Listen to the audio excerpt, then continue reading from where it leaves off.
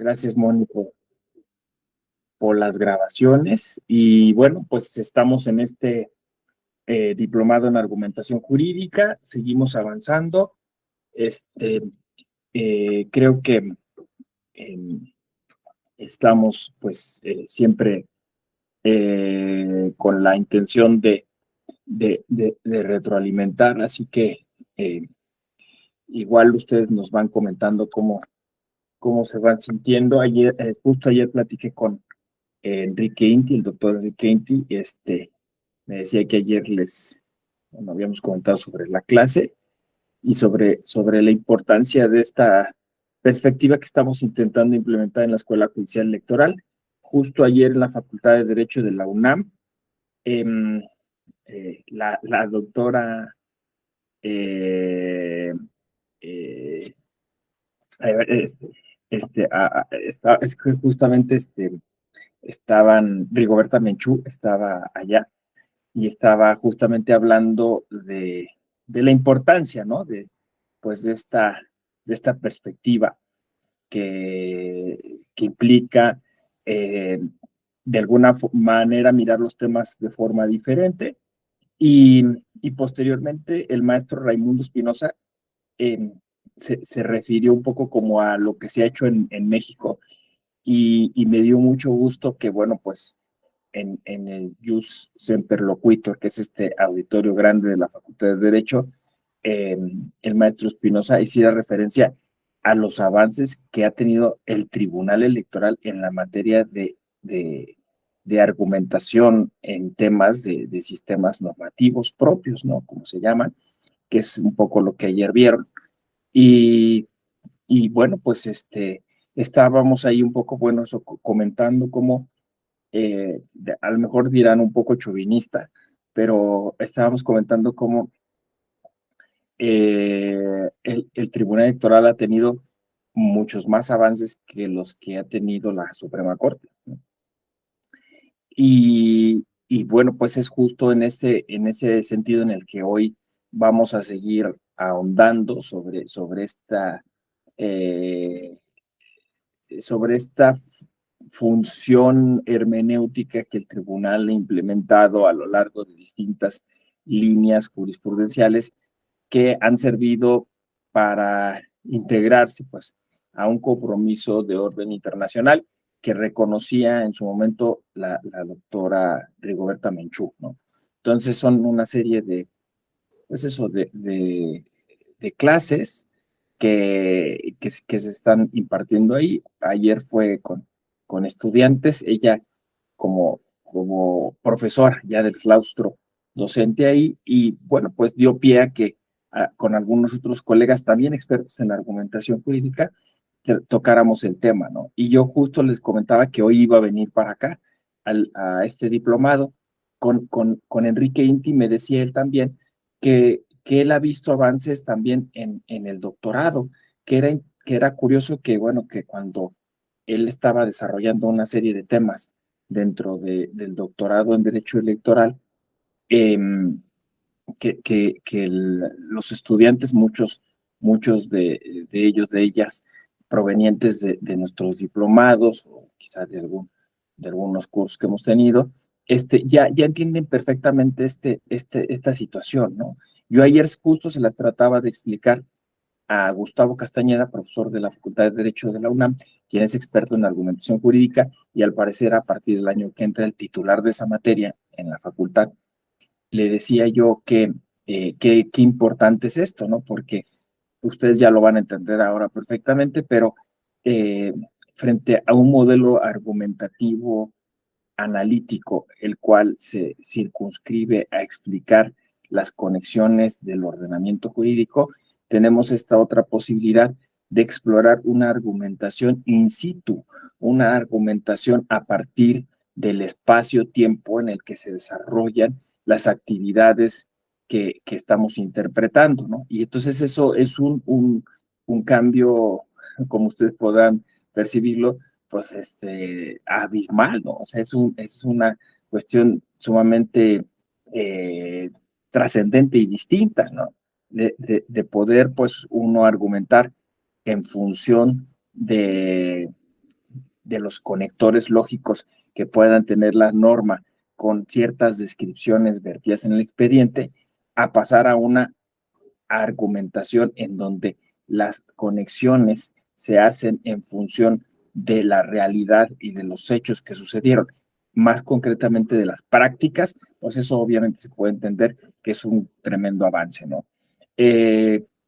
Ahora, eh, como igual decían ayer justo en este foro, y lo he venido diciendo yo, eso tampoco es por la magnanimidad del Tribunal Electoral o es una cuestión de la que haya que jactarse, ¿no? Sino que fue una coyuntura, fue una necesidad que surgió a partir de la constante demanda de justicia de nuestros pueblos originarios, ¿no? Entonces, la lucha indígena que se constituye pues, en una especie de presión de punta de lanza para el sistema, pues genera esta posibilidad de construir un marco epistemológico distinto, ¿no? Entonces, el que se haya insistido, sobre todo de asuntos que ustedes podrán mirar, y si no es que ya ayer lo hicieron, a partir sobre todo del contexto oaxaqueño, ¿no? Oaxaca termina siendo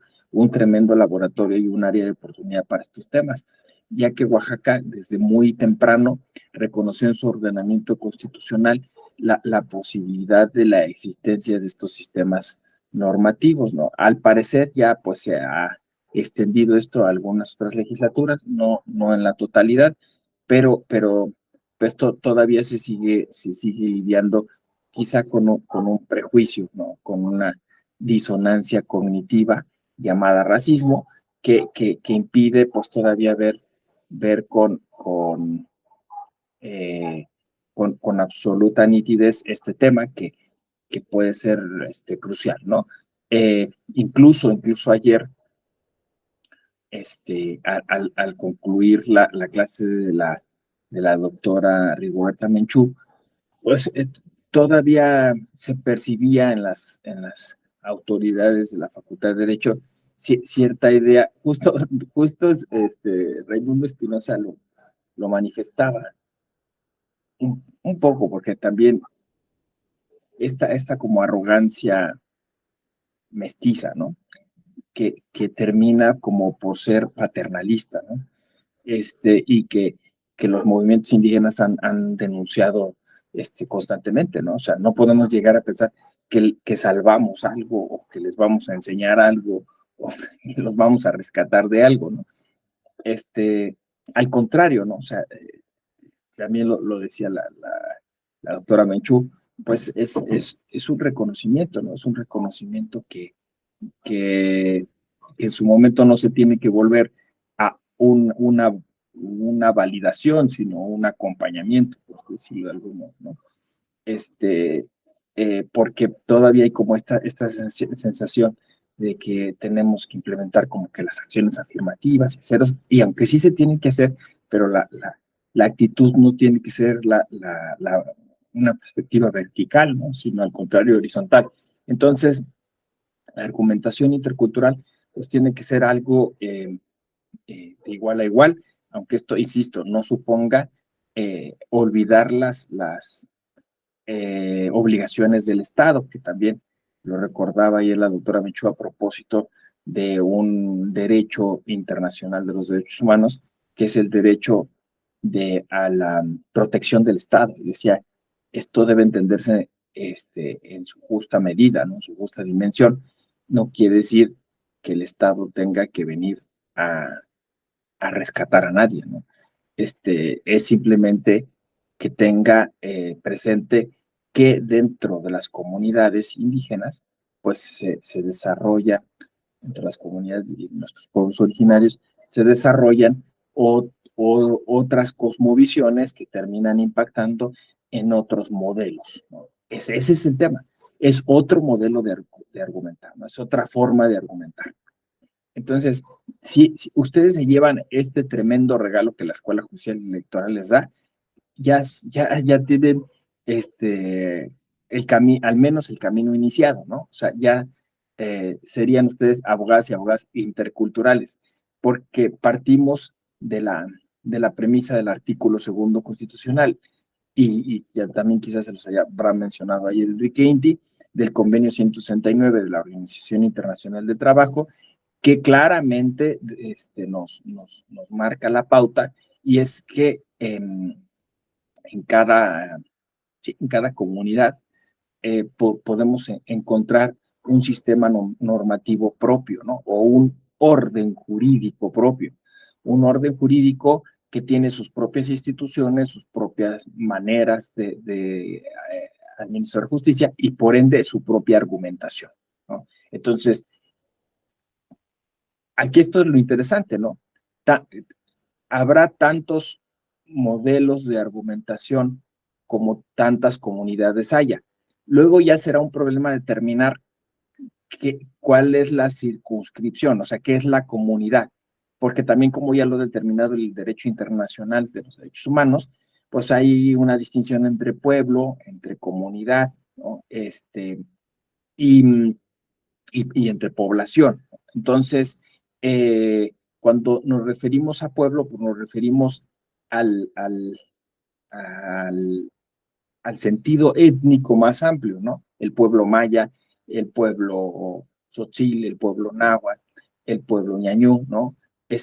Y cuando nos referimos a la comunidad, nos referimos más bien al asentamiento humano en donde ese pueblo puede tener un tipo de vivencia y un tipo de desarrollo social, ¿no? Pero claro, aunque todo el pueblo maya esté por toda la península yucateca, no en todas las comunidades mayas se desarrolla el mismo sistema normativo. Entonces, esto es lo que seguramente ustedes habrán visto ayer. ¿Por qué es importante para lo que sigue hoy? Justo porque en este caso los temas están absolutamente engarzados. Y es que esto supone entonces, a partir del artículo segundo, como lo mencionaba, entonces cada comunidad tiene su propio eh, su propio modelo normativo, ¿no? O sea, es decir, tiene, tiene una manera en la que desarrolla su vida pública y tiene un derecho, ¿no? Tiene un derecho, lo que antiguamente llamaban usos y costumbres, y que hoy llamamos eso, sistema normativo propio, ¿no? Entonces, si tienen un sistema normativo, tienen un derecho electoral, tienen un derecho electoral comunitario que aunque nos cueste trabajo, porque nosotros siempre queremos como homologar, extender, unificar, ¿no? Esas siempre son nuestras palabras, ¿no? Jerarquizar, clasificar, este, en este caso hay que mantenerse muy alertas. Entonces, la perspectiva intercultural supone, pues, este respeto, conservar como esta capacidad de asombro, esta apertura, ¿no? Para entonces acercarse a las comunidades con los ojos muy, muy abiertos para ver cómo es que se desarrollan pues esas normas y cómo esas normas van generando eh, figuras e instituciones políticas que también están reconocidas por el propio artículo segundo constitucional. Es más, forman parte del derecho constitucional mexicano. Entonces, cuando nos referimos al derecho constitucional mexicano, nos referimos a esas prácticas concretas que electoralmente y políticamente se desarrollan en las comunidades. Puede a veces encontrarse hilos conductores, similitudes, analogías, ¿no? Que facilitan y favorecen nuestra comprensión, pero eso no quiere decir que de alguna manera se genera un patrón o que de alguna forma tiene que convertirse en una norma generalizada para todas las comunidades, ¿no? Aquí está el secreto, ¿no? El secreto es que al final es normativo en tanto que la comunidad lo acepta como propio. El problema es que, bueno, no siempre es toda la comunidad, ¿no? Y curiosamente, la irrupción del derecho ladino, por decirlo así, es el derecho nuestro, luego genera muchos conflictos y muchos problemas, ¿no? O sea, porque bueno, pues ellos logran ponerse de acuerdo, ellos logran tener sistemas de solución de conflictos, pero bueno, pues cuando ven una opción o posiblemente también de alguna manera y incentivados, ¿no? Asusados sobre todo por los partidos políticos, bueno, pues también inician algunas vías que pueden llegar a conflictivizar o problematizar la vida comunitaria, ¿no? Sin idealizar, claro, porque pues eventualmente hay conflictos que es necesario que se detonen, ¿no? Por ejemplo, los conflictos relativos a los derechos de alguna minoría dentro de las comunidades, bueno, de algún grupo, ¿no? No necesariamente son minoría, del grupo que tiene alguna situación de desventaja, ¿no? Como es el caso de las mujeres indígenas, ¿no? Entonces, en ese momento, pues sí, obviamente es importante que se genere el conflicto para que la comunidad pueda después llegar a una síntesis en la cual ese conflicto pues sea subsanado, ¿no? Y en ese caso, entonces, las mujeres indígenas puedan participar y gozar de sus derechos político-electorales como cualquier otra mexicana, ¿no? Claro, otra vez pues, se encienden todos estos mecanismos que estamos comentando, porque pues esto supone otra vez de alguna forma ese respeto a la autonomía, ese reconocimiento, ese entendimiento, ¿no? Pero bueno, claro, tratando siempre de generar mejores espacios para la mayor cantidad de personas posibles, ¿no? Entonces, cuando yo digo espacio temporal, cuando yo digo comunidad, cuando yo digo propio, me estoy refiriendo, y ya llegué al tema, a un contexto. O sea, me estoy refiriendo a un espacio-tiempo en el que ese sistema normativo se desarrolla, en el que ese orden jurídico cobra vida. Entonces, puesto que esto termina siendo casi determinante, porque, pues, o sea, finalmente, fíjense qué interesante en términos de argumentación jurídica, ¿no? Aquí no aplica el silogismo, o sea, aquí no se puede llegar con el derecho por delante, al contrario, el derecho queda rezagado o supeditado a la situación concreta, que es como lo marca el artículo segundo, ¿no? Los pueblos y comunidades originarias tendrán sus propios sistemas normativos, tendrán sus propios derechos, sus propias instituciones políticas y podrán determinar la manera en la que han de elegir a esas autoridades. Puesto que eso es lo importante, entonces, insisto, lo importante sería eh, la situación espacio-temporal en la que nos vamos a mover. A eso es a lo que llamamos contexto, ¿no? El contexto es ese espacio-tiempo en el que se desarrolla ese sistema normativo. Ahora, nosotros lo hemos resuelto de otra manera. O sea, me refiero a la idea de jurisdicción, ¿no? O sea, me refiero a que, bueno, pues hay distritos, o sea, tenemos una forma de organización en la que este derecho es vigente o es válido de acuerdo a, a una ley que determina que ese derecho subsista o perviva en un lugar, ¿no? Pero en este caso, el contexto casi no tiene unas características más bien antropológicas. Por eso es que insistimos en todas las clases anteriores, ¿no? Porque no necesariamente es una circunscripción geográfica. Para, para una comunidad indígena, lo importante es, a ver, es bien complicado, ¿no? Pero eh, lo importante es la amalgama de todas esas cuestiones. Me explico, ¿no? O sea, es la suma de todos los miembros de la comunidad, pero es también la tierra. Y la tierra no entendida como nosotros la entendemos en términos propietaristas, sino la tierra entendida, pues eso, como un espacio ancestral, como un espacio cosmogónico, en el cual yo diría, pues median o existen fuerzas incluso más allá de nuestra comprensión occidental. Eso sería el asunto, ¿no? Entonces, toda esa mezcla de cuestiones es el contexto.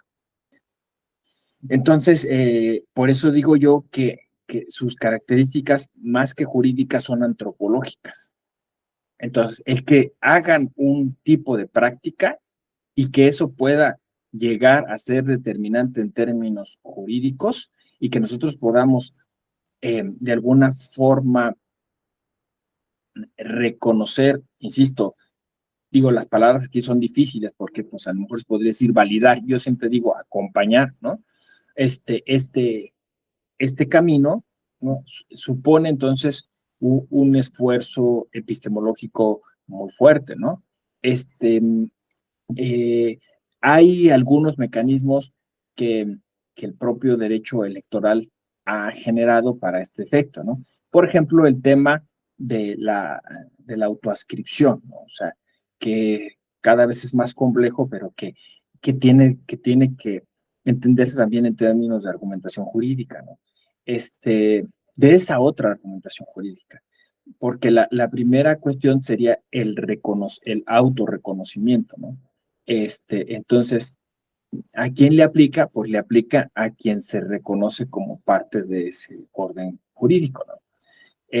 Pero como desgraciadamente los mestizos somos muy hábiles para ensuciarlo todo, ¿no? Entonces, pues hemos complicado las cosas, sobre todo los partidos políticos, porque han hecho pasar por indígenas a personas que eventualmente tendrían algún nexo, pero que no necesariamente forman parte intrínseca de la comunidad, ¿no?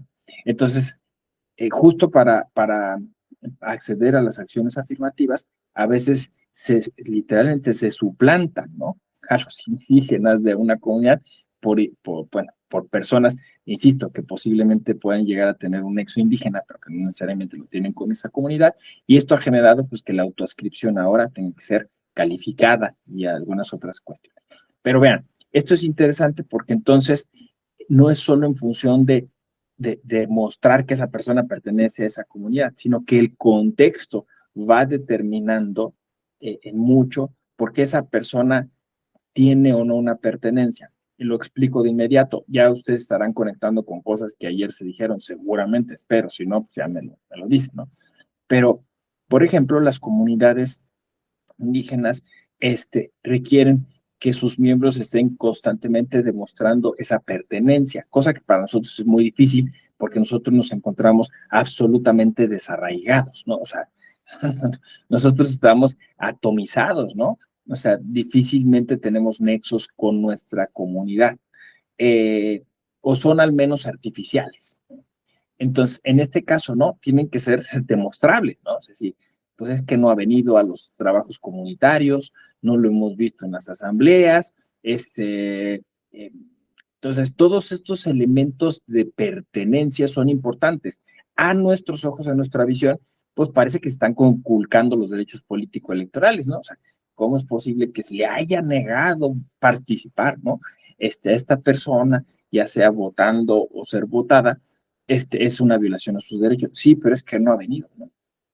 Es que no lo hemos visto, ¿no? Y entonces, aunque la norma es clara, el contexto nos está gritando otra cosa. No sé si se puede percibir en este ejemplo concreto, ¿no? O sea, el contexto te dice, sí, pero ¿qué vas a hacer? ¿Lo vas a meter a la fuerza? Vas a generar un conflicto. Entonces, a fuerza de acierto y error, la sala superior pues llega a una conclusión. El contexto es importante. Y entonces empieza a generar una línea jurisprudencial así que se llama interpretación y argumentación contextuales. Así le llaman. Ahora, a mí, la verdad, la neta, como se dice, me llama poderosamente la atención que los argumentólogos no pongan atención en estas cosas. O sea, que no digan, oye, qué interesante ejercicio se ha hecho en México, porque por lo que explicaba ayer Rigoberta Menchú, no es un ejercicio generalizado, o sea, aunque parecería de sentido común y quizá en algunos otros países han llegado a otros descubrimientos, por lo que entiendo, o sea, México sí tiene un avance en este aspecto, ¿no? O sea, es más, que impacta toda la teoría jurídica, no sé si ustedes lo perciben, ¿no? O sea, es decir, es un modelo que escuchaba yo al magistrado de la Mata hace una semana, él lo llama un modelo principialista, ¿no? Que justamente estuvo en debate ahora con el plan B, ¿no? porque para algunas personas, para algunos teóricos del derecho, esto puede verse como no solamente como un desafío a la teoría jurídica, sino incluso como casi una traición, ¿no? Al modelo que antes se denominaba garantista o positivista, ¿no? O sea, que justamente lo explicó Felipe de la Mata en la inauguración del diplomado en sistemas normativos, ¿no? Entonces, ¿por qué? Porque se ve como una extrapolación, un alargamiento de la interpretación, ¿no? Pero, insisto, acierto y error, no podía ser de otra forma. O sea, la explicación, cuando yo le di, fíjense, esta explicación a, a Manuel Atienza, y eso porque casi me lanzaron hacia el ruedo, en una oportunidad que vino él y me llevaron una comida y me empezaron a decir, a ver, dile al maestro, dile. Entonces yo empecé a explicarle estas cosas y yo justo le decía, ¿no? O sea, su modelo está bien, para Europa está bien, pero nosotros teníamos necesidad de generar otros modelos argumentativos, ¿no? Porque si no, entonces corríamos el riesgo de generar conflictos en las comunidades, ¿no? Y de hacerle pasar mal a muchas personas justo solamente por imponerles un derecho que ni siquiera en el que ellas y ellos participaron en su construcción, ¿no? Una imposición, un sistema autoritario, ¿no? Absolutismo jurídico, le decía Grossi, ¿no?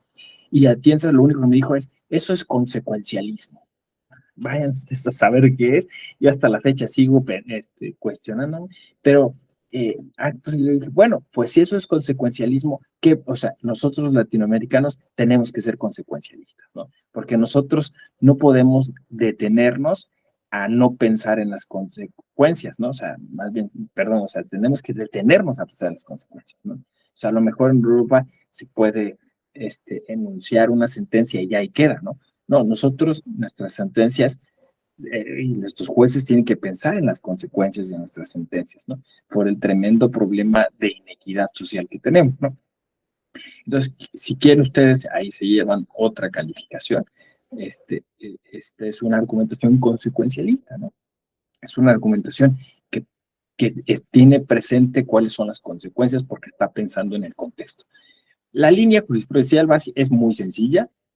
Básicamente dice que las operadoras y los operadores jurídicos que trabajen en un caso que involucra a comunidades indígenas tienen que tener presente el contexto político, socioeconómico, el contexto cultural, ¿no? O sea, básicamente es eso, es muy sencillo, ¿no? Es decir, pon atención en dónde se están desarrollando las prácticas y qué es lo que está determinando el contexto, ¿no?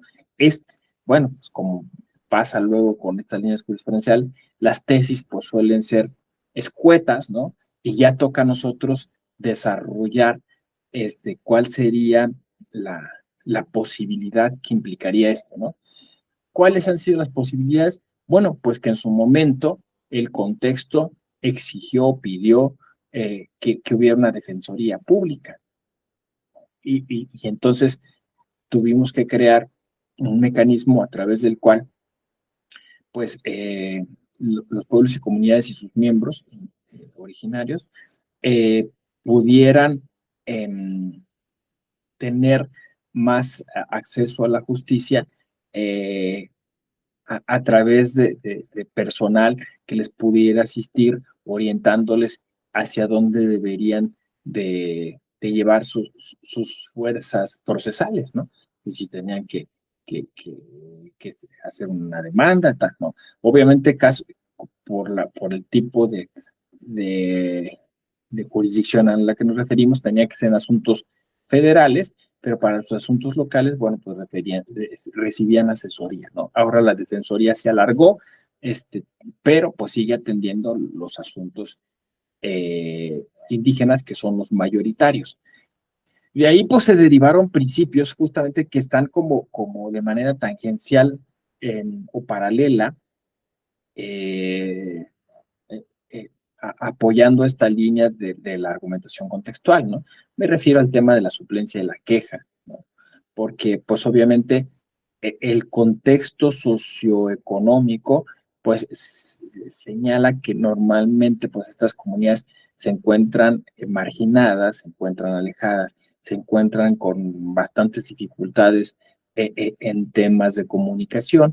Y entonces, pues la sala superior siempre ha dicho que, bueno, pues habría que tener en consideración de ese contexto algunas excepciones a reglas que se consideraban desde siempre inamovibles, ¿no? Como pueden ser plazos y términos.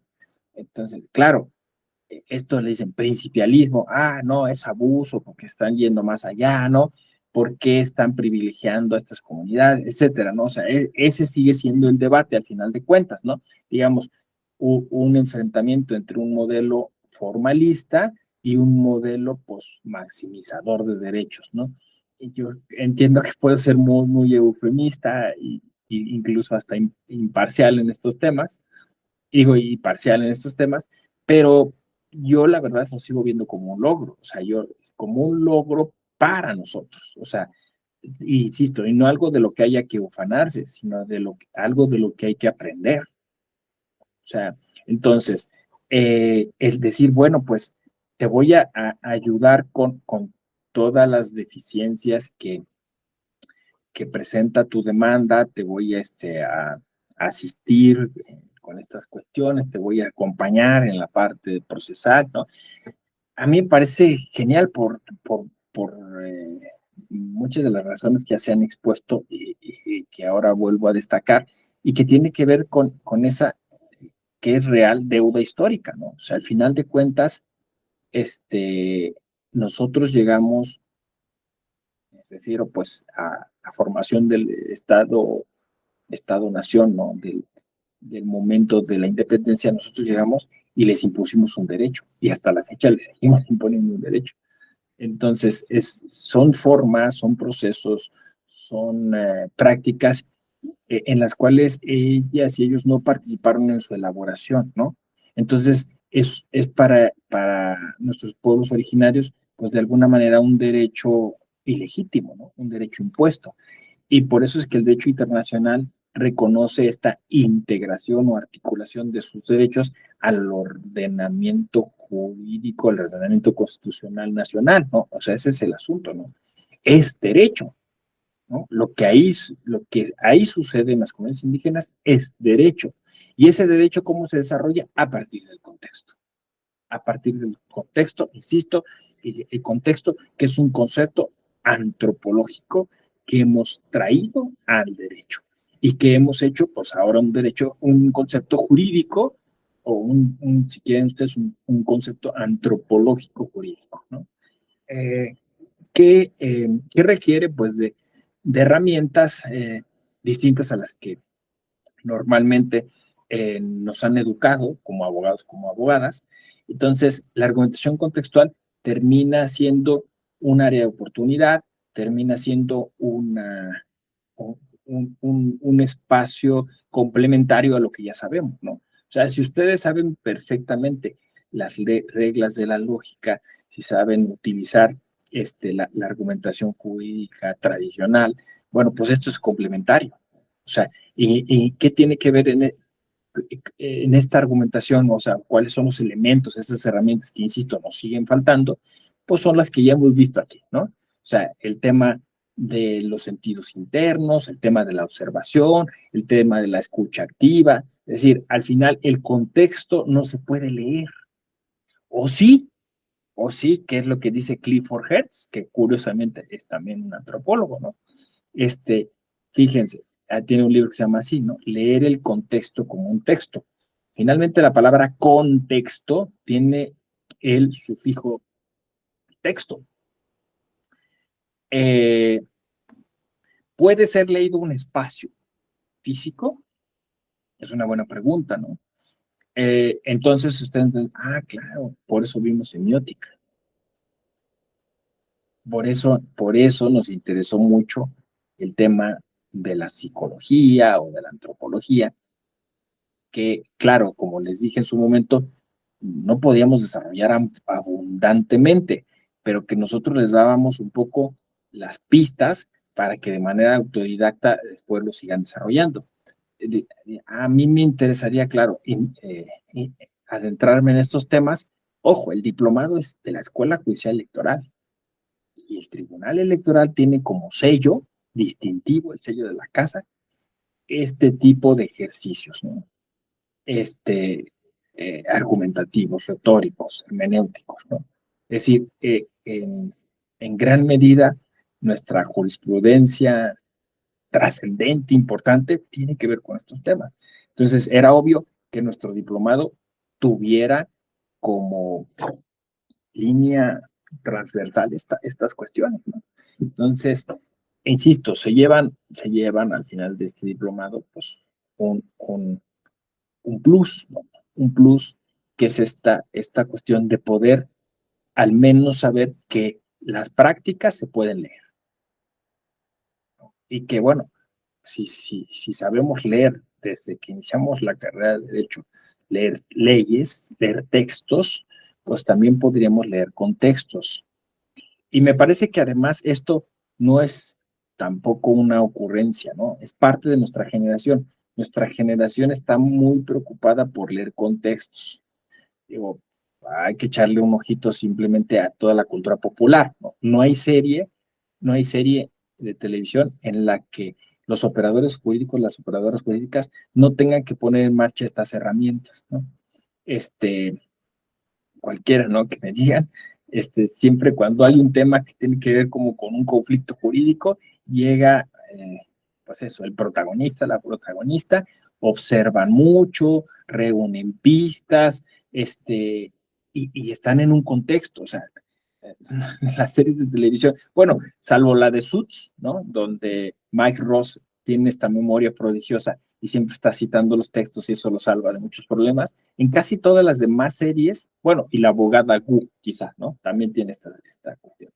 En casi todas las demás series es muy importante el operador que observa, el operador que tiene estas herramientas para leer las prácticas, leer los contextos y conectar muchas cosas, incluso también a nivel emocional, ¿no? ¿Por qué tuvo esta reacción, estos gestos, tal, ¿no? Muy buena pregunta, Aldo. Sí, mira, eh, este ejercicio creo que ya les había yo comentado, ¿no? Hoy hacia donde se está adelantando, creo que ya les había comentado esto de las lecturas fractales y todo esto de las narrativas, ¿no? Que un poco lo desarrolló el doctor Luis Octavio, pero básicamente es que o sea, si nosotros hacemos esta abstracción, ¿qué es un texto? Un texto es una serie de signos gráficos, alguien diría, a veces dice, ¿no? Hay que ponerlo en blanco y negro. ¿A qué se refiere, no? A la hoja en blanco con signos gráficos en tinta, ¿no? O tinta y papel, ¿no? Al final, la ley que es tinta y papel.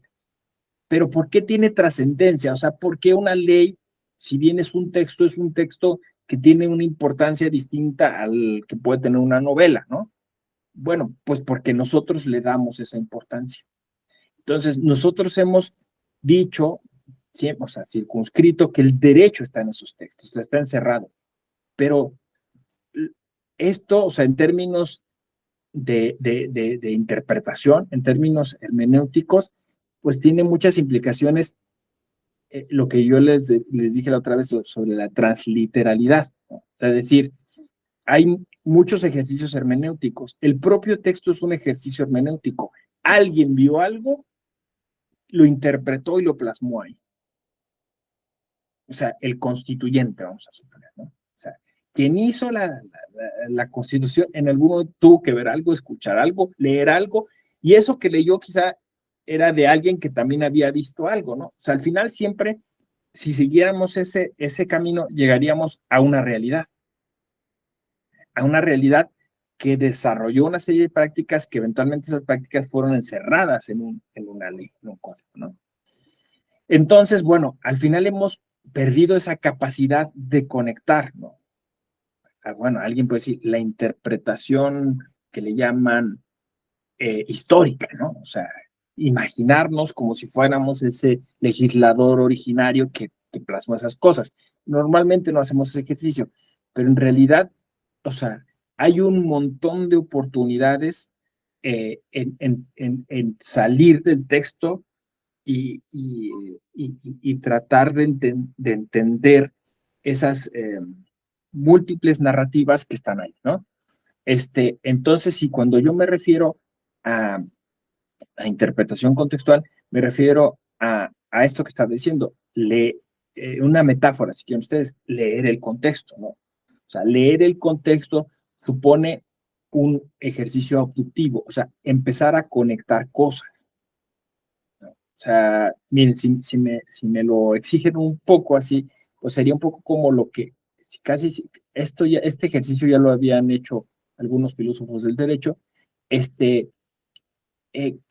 un poco como lo que hace Sherlock Holmes. O sea, que llega a una escena y empieza entonces a leerla. Y después la gente pues solo ve una escena, ¿no? O sea, ve cosas muy elementales. Pero Sherlock Holmes está leyendo una historia ahí. Esto es lo que llaman ahora sofisticadamente storytelling, ¿no? O sea, está contando una historia, porque está tratando de adentrarse, de mirar más allá. Por eso insistí mucho en la imaginación, porque está imaginando, si esto también ya les había dicho, ¿no? Como con una película, fuera como un flashback, ¿no? Llega a la escena, se imagina que entró una persona, y entonces ve pues una mancha ahí, ve unas pisadas, o sea, ya es la típica escena, ¿no? De recrear lo que ahí sucedió a través de la imaginación, cuando incluso alguien no estuvo presente, ¿no? Ahora piensen el potencial de este ejercicio.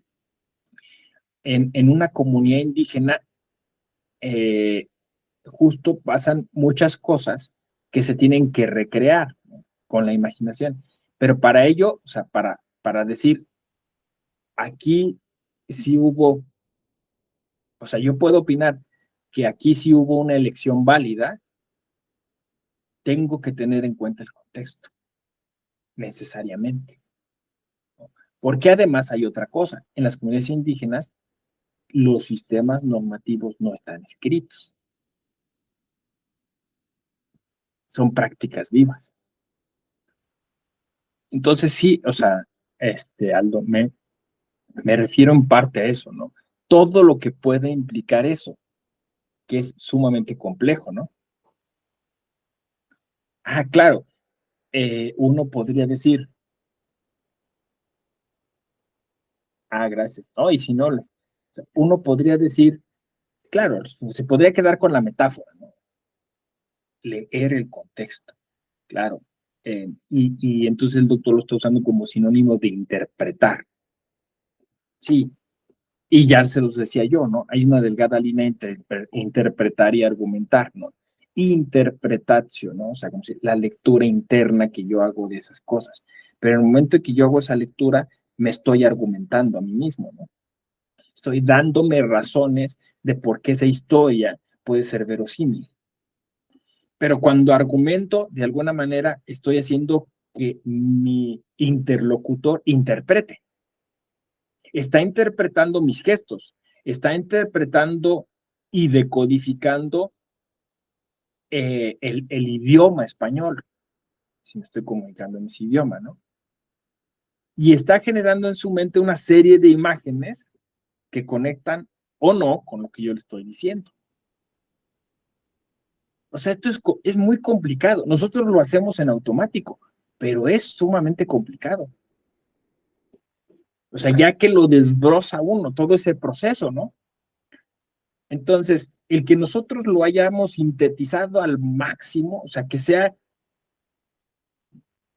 tan, pues eso, tan rápido, o sea, en términos procesales, ¿no? Demanda, contestación, pruebas, subsunción, tal, sentencia. O sea, eso no quiere decir que la realidad haya perdido su complejidad, ¿no? Sino que simplemente nosotros encontramos, vamos a decirlo así, atajos. Pero luego esos atajos no necesariamente nos llevan al camino más justo a donde debía de ser, ¿no? Esa es la discusión teórica, ¿no? Entonces, ¿Qué es lo más seguro? Pues lo más seguro es, de alguna manera, tener, entre más elementos tengamos para poder hacer una valoración es mejor, ¿no? Entonces, eso pues nos lleva al principio de inmediatez o inmediación, como lo he mencionado. O sea, nos lleva a una serie de exigencias donde la justicia contemporánea pues tiene que tener mucha más cautela y mucha más responsabilidad respecto de los elementos. En esta ocasión, pues estamos sumando el elemento contexto. Contexto. Insisto que está pues, ya en la jurisprudencia del Tribunal Electoral, así que también se puede de alguna manera ya implementar, ¿no? O sea, se puede utilizar como un punto de partida para, para una argumentación de otro tipo. ¿Cómo ven? A ver, cuéntenme un poquito. ¿Ya habían escuchado de la argumentación contextual? ¿Habían leído algo? ¿No? ¿No? Si les da un poco más de curiosidad, pues sugiero que vayan al buscador, ¿no? Del Tribunal Electoral, donde están las sentencias, la jurisprudencia, y en los buscadores booleanos pongan contexto o contextual y van a ver lo que va saliendo. Yo por ahí escribí también un artículo, ahorita no, después busco la liga, pero bueno, igual también podrían googlearlo de alguna manera si les interesa este tema, ¿no? Estamos justo en los prolegómenos, ¿no? Del desarrollo de estas técnicas argumentativas, por decirlo así, que son, como les decía, complementarias a todo lo que ya la teoría de la argumentación jurídica clásica y tradicional ha dicho, ¿no? Hasta aquí comentarios, dudas, quejas, algo que nos quieran compartir. Alto, si quedó claro. Bueno, no, más o menos, ¿no? Tampoco es que yo lo tengo así absolutamente claro, porque obviamente tendríamos que, gracias, tendríamos que implementar, no sé, ese sería un bueno, ya creo que el diplomado en sistemas normativos es un avance, sí tendríamos que hacer algo en antropología jurídica. O sea, a lo mejor un diplomado en antropología jurídica sería interesante, un curso o algo, ¿no?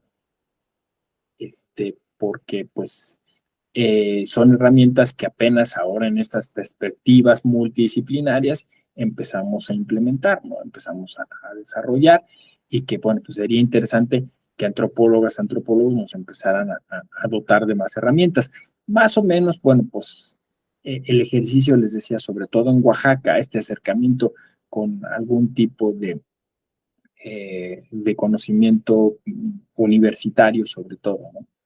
Que ha asistido, que ha ayudado a este tipo de justicia, pues sí nos permite, por ejemplo, pues saber cuáles son los elementos, como les decía yo, normalmente subyacentes a la argumentación contextual, ¿no? Por ejemplo, el tema de los órganos de gobierno colegiados, ¿no? Como puede ser la asamblea comunitaria, este, eh, como puede ser la junta de gobierno, como pueden ser autoridades un poco más peculiares como las mayordomías o los mayordomos, ¿no? Y que muchas veces pues se brincan con toda la cuestión política. A diferencia de nuestros sistemas, los sistemas normativos propios pues tienen algunas normas de carácter religioso, social, se involucran ahí, ¿no? Entonces, insisto, los temas de pertenencia, los temas de adscripción, los temas de trabajo comunitario, ¿no? Que son normalmente recurrentes. El tema de la relevancia comunitaria, el tema del principio de solidaridad que casi media en todas las comunidades indígenas, el tema del reicentrismo o la ligazón con la tierra o la necesidad pues eso, de contar con un espacio físico ancestral. Son factores interesantes que se consideran y que finalmente pues son solamente elegibles en ese contexto, ¿no? Entonces, pues básicamente esa es la idea, esa es la propuesta y esa es la clase que ahora tocaba desarrollar. ¿Alguna pregunta? Dice Héctor, ¿todo bien? Muy bien, Héctor. Pues muchas gracias. Aldo, adelante. Adelante, Aldo. Ah, sí. ¿Quieres que les mande lo que yo escribí, va? ¿Es eso?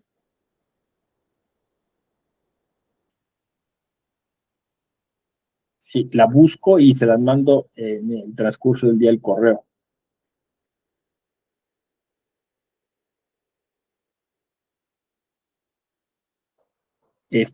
¿Dices la interpretación, la argumentación?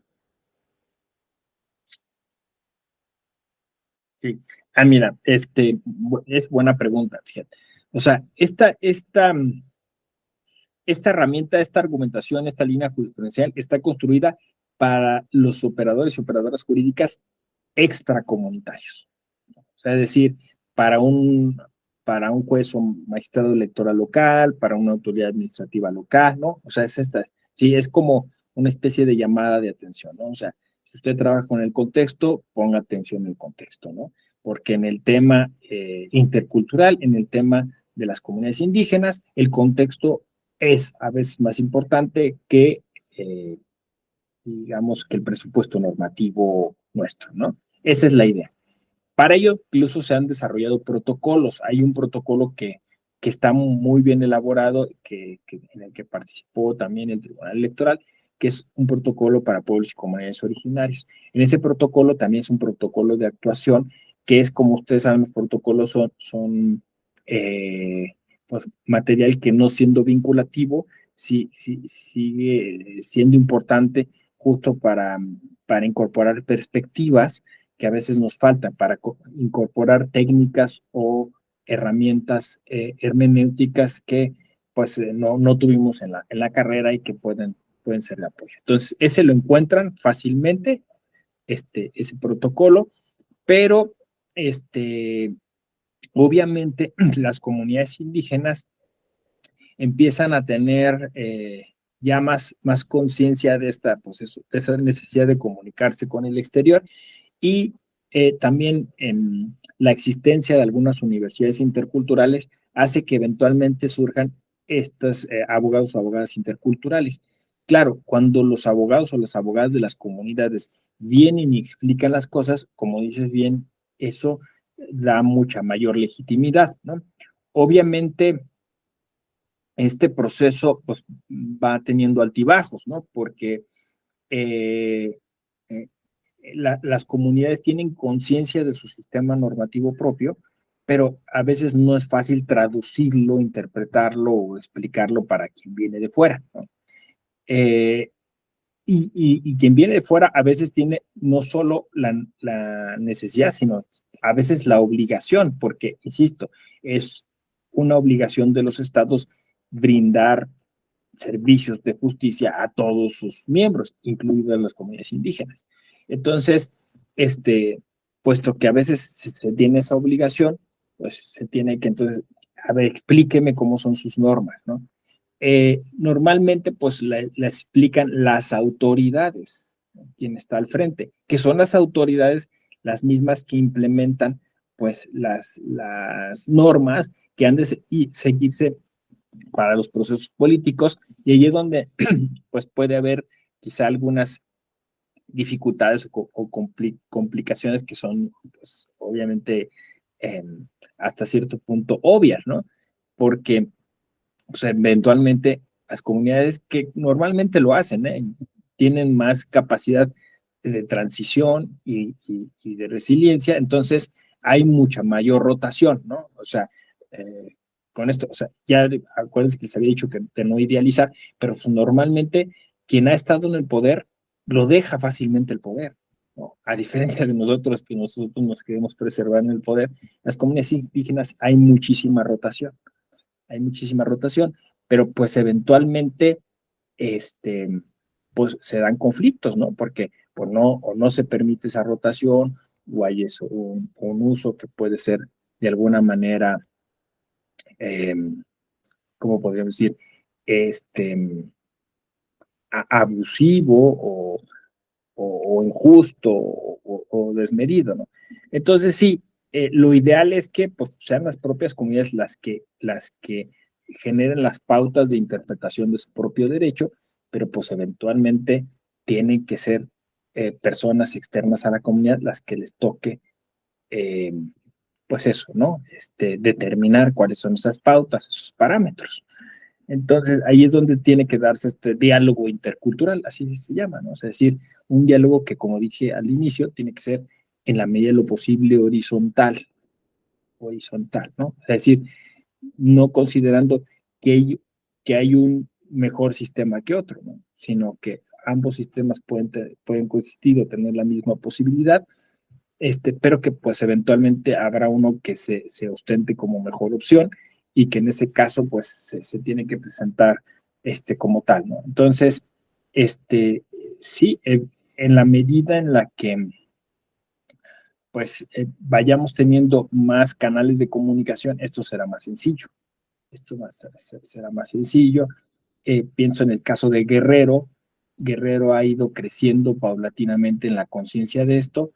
Hay ya más abogados comunitarios y abogadas comunitarias que están haciendo este trabajo de mediación.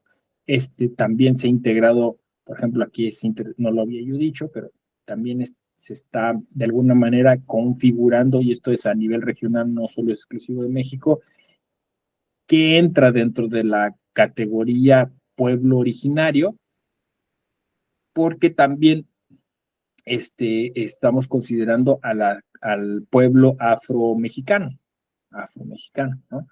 Pero también, por ejemplo, pues ahí hubo una polémica a propósito de otros grupos que de alguna manera, conservando ciertas tradiciones, se ostentaban como pueblos originarios, como es el caso de los menonitas, ¿no? O de algún otro grupo religioso. Y ahí es donde hace falta, pues, justo aclarar, definir, entender, ¿no? Pero por el momento, bueno, pues, estas reflexiones y esta argumentación contextual está circunscrita a las comunidades y pueblos indígenas, ¿no?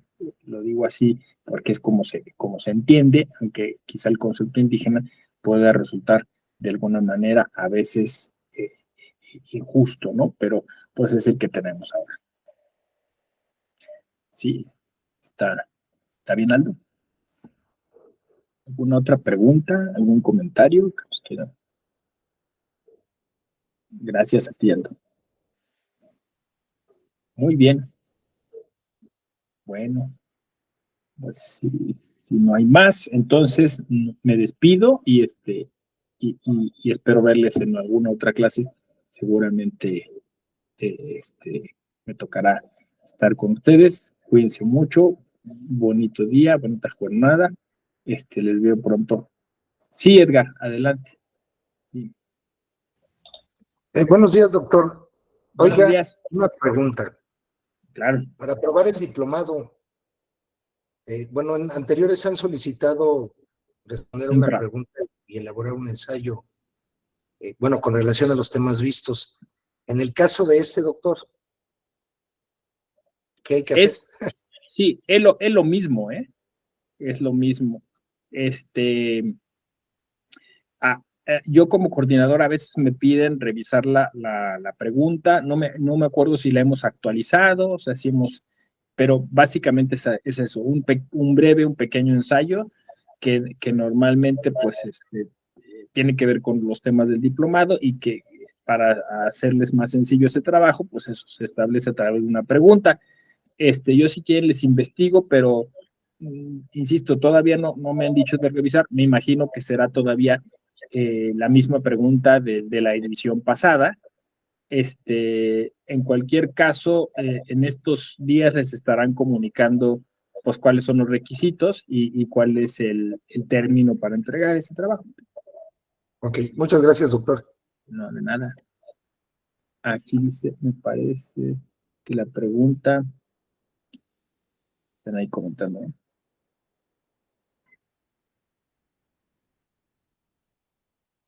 Dice Miguel Israel, me parece que la pregunta aparece al final del documento adjunto al correo electrónico. Bueno, igual pueden ir checando. 3 cuartillas, ¿sí? Justo. La pregunta ya no la copia de Edgar. ¿Qué elementos podría contener una práctica argumentativa relacionada con la democracia para el fomento de espacios de diálogo libres y respetuosos donde se construya ciudadanía participativa? Ahí está el trabajo. Ese son fácil, ¿no? Responder la pregunta en 3 cuartillas. Exacto. Ya me tocará a mí después revisarlos. Pues muy bien. ¿Alguna otra pregunta? ¿Todo bien? Gracias, Miguel. Gracias, Edgar Aldo. Perfecto, Daniel. Gracias, Eliud. Nos vemos. Gracias. Cuídense. Gracias, Moni.